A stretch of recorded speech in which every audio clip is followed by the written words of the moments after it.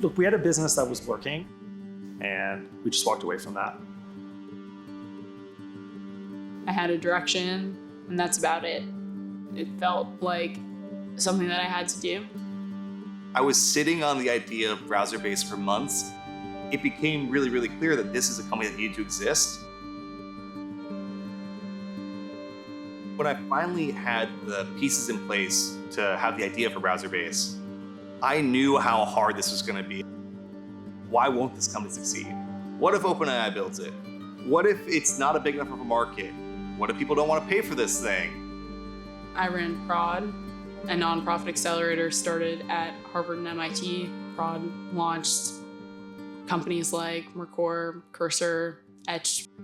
I was primarily mentoring other people and then did it myself and realized just how hard it was. My co-founder and I felt like if we played all of our cards right, we might have a $300 or $400 million business. And that does sound amazing, but for us, we felt like that wasn't the kind of impact we wanted to have in the world. So we threw it all away and pivoted to find a bigger opportunity to go after. It wasn't so much interrogating my idea. It was interrogating the way I was interrogating the idea. Quickly see whether or not a company's willing to pay a couple $100K for something.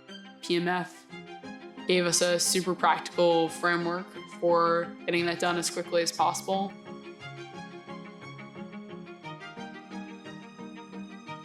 Yeah, I mean, two of the most important parts for me about the PMF method were two versions of a yardstick. One was a yardstick versus the PMF framework, levels 1, 2, 3, 4, where objectively I had a way to think about how much product market fit did we have and like were we likely to be able to build a really transformational business. And then the second yardstick is just your peers. And that just tells you so much about, whether you're tackling the right problem in the right way.